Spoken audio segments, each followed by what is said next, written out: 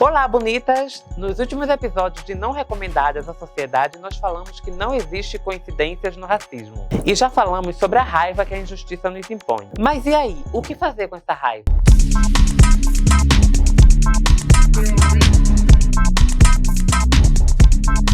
E para me ajudar nessa missão, eu chamei Messias, do Litera Negra, para a gente falar sobre negritude. Oi, gente! Meu nome é Messias Martins e você está no Litera Negra, o rolê do povo negro na literatura.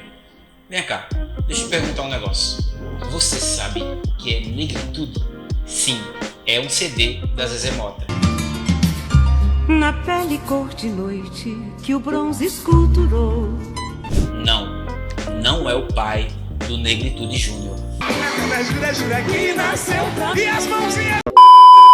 Com certeza é um movimento de construção da identidade do povo negro. Historicamente, quando o Messias fala em construção da identidade da cultura do povo negro, me vem à memória a questão do contraponto com a própria branquitude, né? Porque é isso. A estética branca é tida como um padrão social a ser seguido. Eu até me lembro do tempo que eu era candidata, chegavam pra mim e diziam: nossa, por que você não faz harmonização facial? Afina esse nariz? Ou diminuir esses lábios? Isso é a estética branca se colocando como superior à nossa identidade negra. negritude é um movimento político-literário que teve origem no início da década de 1930 e reuniu escritores negros de colônias francesas empenhados na construção de uma identidade racial e também numa autoestima de milhões para o povo negro em diáspora. Tá, mas o que é que isso significa? Significa que a negritude foi e ainda é um motor revolucionário que impulsiona mudanças e também desafia as estruturas opressivas da sociedade. É isso, porque a negritude questiona o padrão social que a gente tem hoje, não somente em relação à estética, mas em relação ao próprio sistema econômico como um todo, que exclui a população negra de todo o processo através de um racismo que a gente entende que é estrutural e sistêmico. Ao longo da história, a comunidade negra tem demonstrado uma resiliência que é incomparável, enfrentando adversidades e também reivindicando a sua identidade, cultura e direitos. Desde os tempos da escravidão e da colonização, as pessoas negras vêm lutando cotidianamente pela sua liberdade e também pela igualdade. Os movimentos... Fazer um pontinho nessa questão da igualdade, porque muita gente acredita que tratar igual de maneira igual, a gente vai ter igualdade. Não é bem assim, porque a gente aprende na nossa faculdade de Direito que a gente tem que tratar pessoas iguais de maneira desigual na medida de sua desigualdade. Então a gente, para ter uma igualdade de fato, que não é a igualdade kantiana, a gente precisa observar primeiro os pontos de partida. E é por isso que existem hoje ações afirmativas e eu sou completamente favorável a isso. Os abolicionistas no Brasil, as lutas por direitos civis nos Estados Unidos e também as guerras por independência e soberania nas colônias africanas nos mostram que a determinação e a coragem do povo negro sempre teve aí apostos para enfrentar as injustiças e também para transformar a realidade. Nossa, quando eu me lembro de injustiça, falando do continente africano e da luta por independência, né? A gente tem quase 4 séculos de escravização do povo negro. É um processo de racismo, inclusive, institucionalizado que a gente via na África do Sul, né? E Nelson Mandela aí como figura central e ativa no enfrentamento ao racismo institucionalizado, né? Diferente dos padrões de racismo que a gente tem hoje no Brasil, mas que também não deixava de ser racismo. A negritude também se manifesta de forma poderosa na arte e na cultura. Emicida mesmo, já deu a letra. Eles não vão entender que os nossos livros de história foram discos e também outras formas de expressão artística têm sido usadas como formas de empoderamento, permitindo que a comunidade negra reafirme a sua identidade. E não é somente empoderamento, mas a gente fala também da própria problematização de o que a gente diz de apropriação cultural, né? Em que muitas pessoas brancas ou a classe artística branca se apropria da cultura e da identidade negra com o fim de obter lucro, mas sem ter nenhum retorno para a nossa comunidade em relação a isso.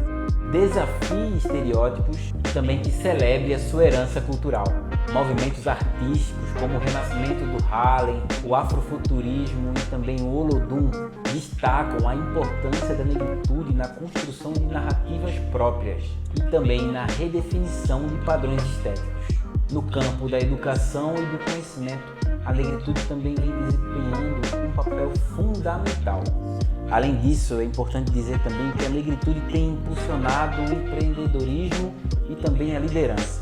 Pessoas negras têm criado negócios, organizações e iniciativas que promovem a igualdade, a justiça social e o empoderamento não individual, mas de toda a comunidade. É muito importante a gente falar sobre isso, porque a gente está falando de sustentabilidade do povo negro, né? Uma mão puxa a outra, e em termos de economia e de ajuda, de contribuição solidária, digamos assim, é cada vez mais necessário que a gente ajude a companheira ou companheiro que está necessitado e que a gente nos ajude como um todo. Djonga também deu fogo nos racistas. Não, peraí, não é Fogo nos racistas é bem Malcolm X. essa letra não, mas inclusive gosto. Enquanto um de nós for escravo, nenhum de nós é livre. A negritude também é uma declaração de que nós não aceitamos que as nossas crianças cresçam com um ideal de beleza branco e ainda por cima europeu. Pessoal, Voltamos ao debate do padrão embranquecido de beleza estética que ainda predomina também aqui hoje no nosso país, né? que passou aí pelos anos 90 deve lembrar da Santíssima Trindade da televisão brasileira, composta por 3 apresentadoras loiras, brancas, branquíssimas. A negritude foi e ainda é uma força revolucionária que inspira a todos a mudar as estruturas opressivas da sociedade e construir um mundo melhor.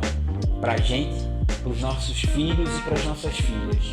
Ela está no meio de nós muito antes de ser chamada por esse nome. Afinal, não era ela anunciada pelos Racionais em capítulo 4, versículo 3, quando Mano Brown declarou que a Fúria Negra ressuscita outra vez? Não era essa Quando vocês escutam Fúria, vocês se lembram de algum vídeo que vocês viram antes da nossa série? Fúria que esquentava os corações dos revolucionários haitianos e também dos palmarinos que sonhavam com a liberdade? Celebrar a negritude é reconhecer a sua importância como motor de mudanças, um impulso para a transformação social e também a inspiração para que a gente construa não somente um futuro melhor, mas também o aqui e o agora. Se você quiser conhecer mais sobre negritude, recomendo que você leia tudo que tiver ao seu alcance desses 3 autores da periferia do mundo: Leopold Sédar Senghor, Léon Damas e Aimé Césaire. Depois eu vou pedir para ele soletrar pra gente.